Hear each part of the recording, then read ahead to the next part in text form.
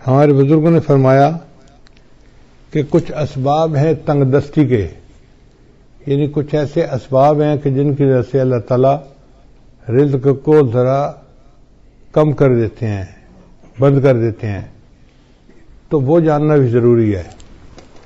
چنانچہ مختصراً میں بتاتا چلوں کہ جو بندہ کھڑے ہو کر جوتے پہن کر ننگے سر کھانا کھاتا ہے، اللہ اس کا رزق تھوڑا کر دیتے ہیں۔ اور اگر آپ دیکھیں تو آج کل کی دعوتوں میں یہی سلسلہ ہے۔ شادی بیاہ میں، ہوٹلوں میں، شادی ہالوں میں اکثر لوگ کھڑے ہو کے کھانا کھاتے ہیں، سر پہ کپڑا بھی نہیں ہوتا اور جوتے بھی پہنے ہوئے ہوتے ہیں۔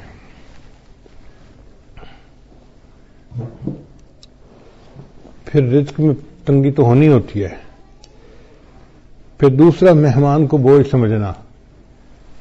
جو لوگ مہمان کے آنے کو بوجھ سمجھیں اور اس فکر میں لگ جائیں کہ جی آ گیا ہے تو کہاں سے اس کو کھلائیں گے اور کتنا اس کو کھلائیں گے اور کتنے دن رہے گا، مہمان بعد میں آتا ہے، اللہ مہمان کا رزق پہلے بھیجتے ہیں، تو الحمدللہ ثم الحمدللہ اللہ تعالیٰ خیر فرما دیتے ہیں۔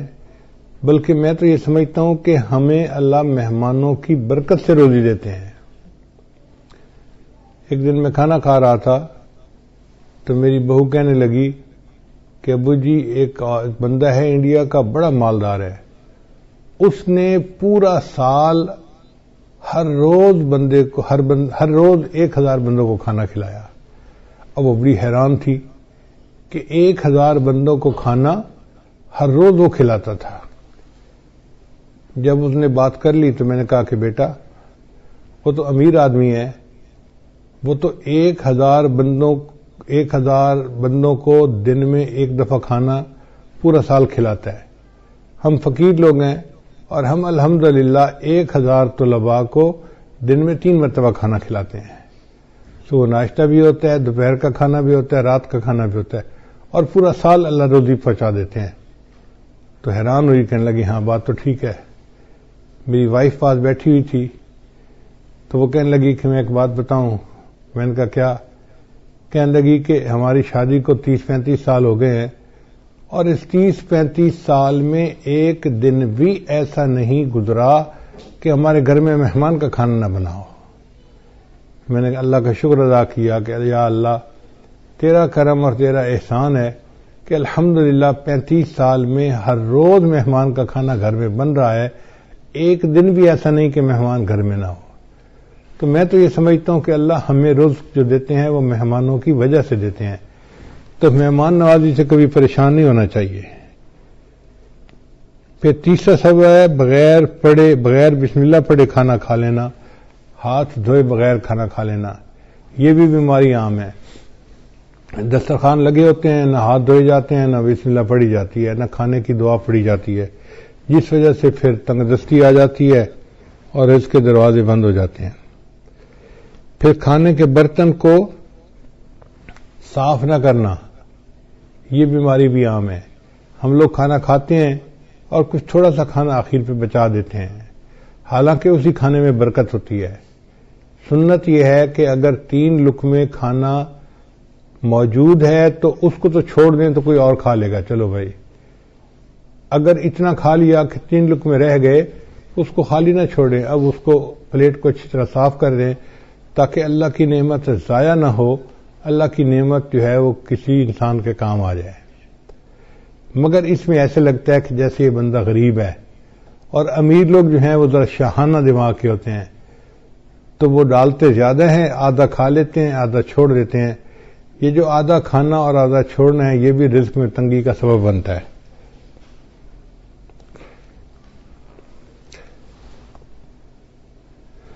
اور ایک اور بات کہ بیت الخلاء میں باتیں کرنا،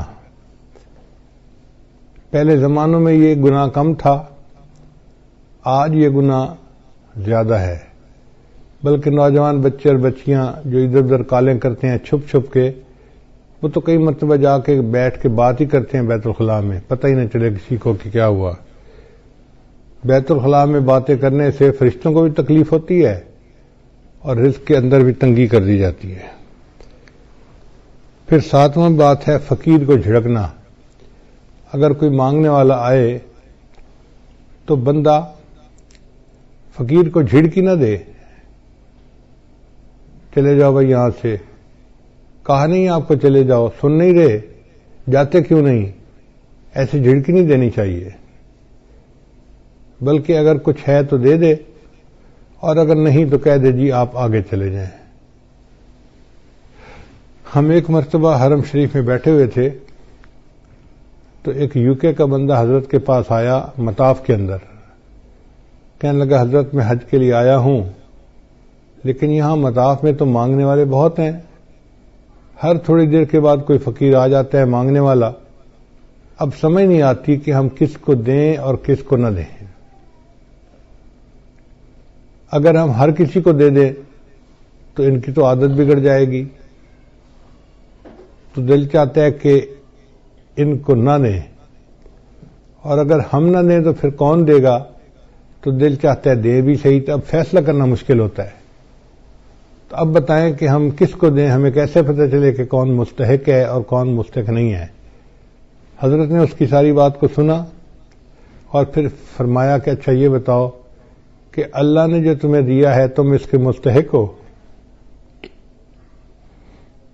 اس نے کہا نہیں. تو حضرت نے فرمایا جب تم اس کے مستحق نہیں اور اللہ نے پھر بھی تمہیں دے دیا ہے، تم بھی اللہ کے خلق کو اپناؤ، دے دو.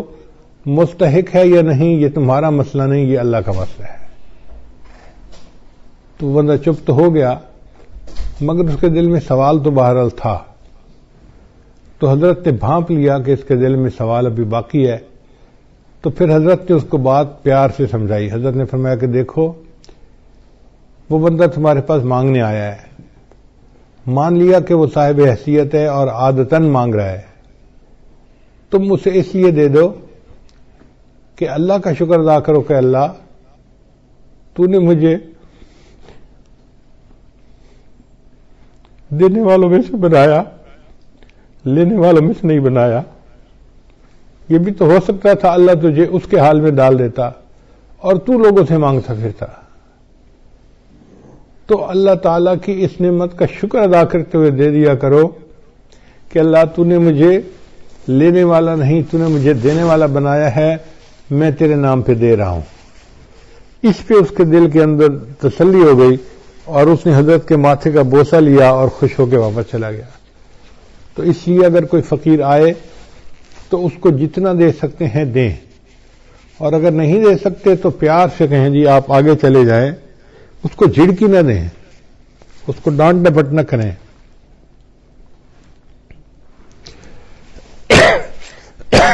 پھر مغرب کی نماز کے بعد بلا عذر جو بندہ سو جاتا ہے، اس سے بھی رزق کے اندر برکت کم کر دی جاتی ہے. اگر کوئی بیمار ہے یا کوئی عذر ہے تو اس میں تو شریعت اجازت دیتی ہے، لیکن عادت بنا لینا اس کو شریعت نے منع کیا ہے. مغرب کے بعد بلا عذر نہیں سونا چاہیے.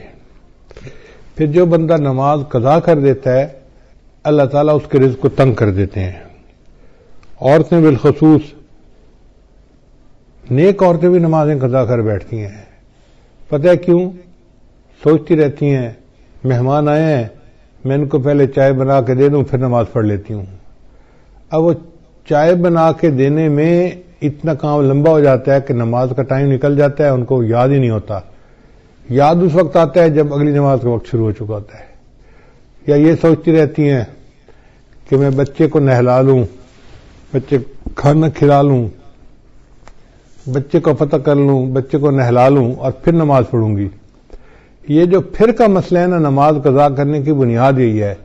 نماز کو کبھی پھر پہ نہیں رکھنا چاہیے. ابھی پہلے نماز پڑھیں، بعد میں جو کرنا ہے کریں. اس لیے جب نماز کا وقت ہو جائے تو نماز پڑھیں اور اس کے بعد جو کرنا ہے کریں. نماز کو کبھی آئندہ پہ نہ چھوڑیں. کیا پتہ چند سانس مزید ہیں بھی صحیح کہ نہیں.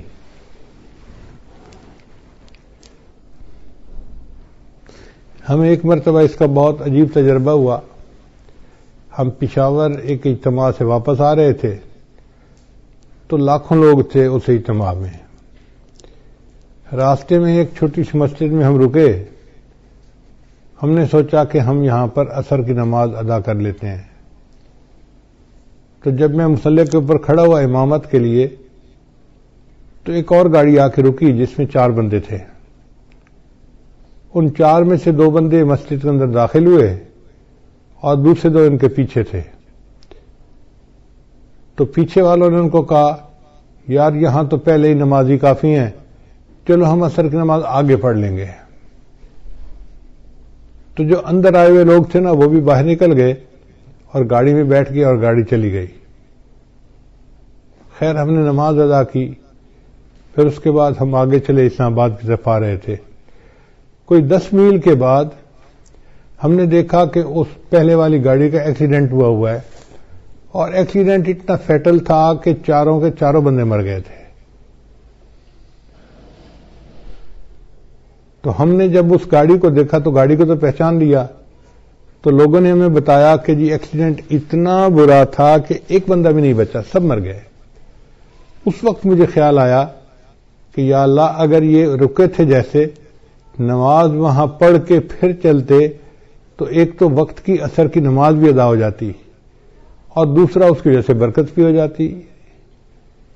اب یہ انہوں نے عصر کی نماز ادا نہیں کی ہوگی، نیت تھی پڑھنے کی لیکن بن پڑھے دنیا سے چلے گئے. تو کون جانتا ہے موت کا وقت کتنا قریب ہے. اس لیے اگر پھر پہ ڈال دینا جی کہ پھر نماز پڑھیں گے تو اس میں نماز بھی قضا ہو جاتی ہے اور انسان نقصان بھی اٹھاتا ہے.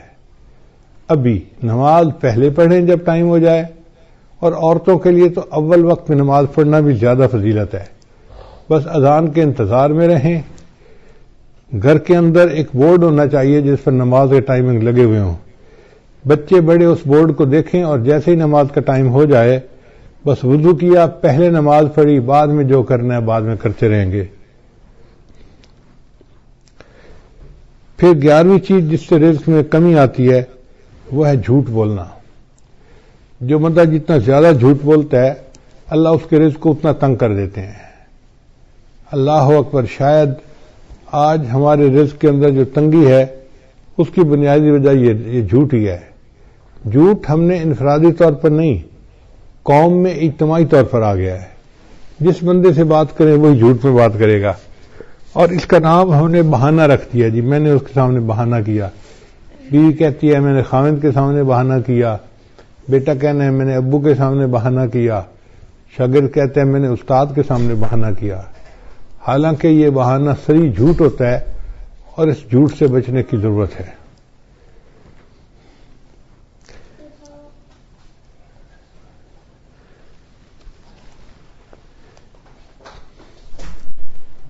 بارہواں عمل ہے موسیقی کا سننا. آج کل گھروں کے اندر گانے چل رہے ہوتے ہیں، فلمیں چل رہی ہوتی ہیں، عورتیں موسیقی کی آواز پہ کام کر رہی ہوتی ہیں کچن میں، گھر میں، اور کہتی ہیں الٹا کہ جی موسیقی تو روح کی غذا ہے. اور اس بات کو بھول جاتی ہے کہ جس گھر میں موسیقی چلتی ہے اللہ ان کی روزی میں تنگی کر دیتے ہیں. پھر 13واں عمل اولاد کو برا بھلا کہنا. کچھ ماں باپ اولاد کو جلدی گالیاں دینا شروع کر دیتے ہیں یا برے الفاظ کرنا شروع کر دیتے ہیں یا کوسنا شروع کر دیتے ہیں. تو جو اولاد کو برے الفاظ کہیں گے یا کوسیں گے ان کے رزق کو اللہ تعالیٰ ویسے ہی تنگ کر دیں گے. 14واں عمل قرآن مجید کو بلا وضو ہاتھ لگانا. قرآن مجید اللہ کا کلام ہے، لا یمسہ الا المطہرون. اس کو ہاتھ نہیں لگا سکتا مگر وہ جو پاک ہو. تو ہمیں چاہیے کہ ہم باوضو ہو کے اس کو ہاتھ لگائیں. اگر بے وضو ہاتھ لگائیں گے تو رزق کے اندر کمی آ جائے گی. پھر 15واں عمل جس سے رزق میں کمی آتی ہے نامحرم کو دیکھنا. یہ بدنظری کی عادت آج اتنی عام ہو گئی ہے، چاہے آتے جاتے بازار میں دیکھے، گلی میں دیکھے، سکرین کے اوپر دیکھے، سیل فون کے اوپر دیکھے، عورت کو دیکھے یا عورت کی تصویر کو دیکھے، بات ایک ہی ہے. تو نامحرم کو دیکھنے سے اللہ تعالیٰ رزق میں تنگی فرما دیتے ہیں. اور 16واں عمل جس سے کہ انسان کے رزق میں تنگی آ جاتی ہے، اہل و عیال کے ساتھ لڑتے رہنا.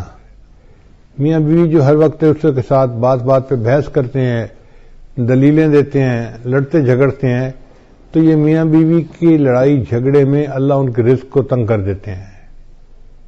اب ایک طرف تو لڑائیاں بھی ختم نہیں ہوتی اور دوسری طرف رزق کی کمی کے شکوے بھی ختم نہیں ہوتے.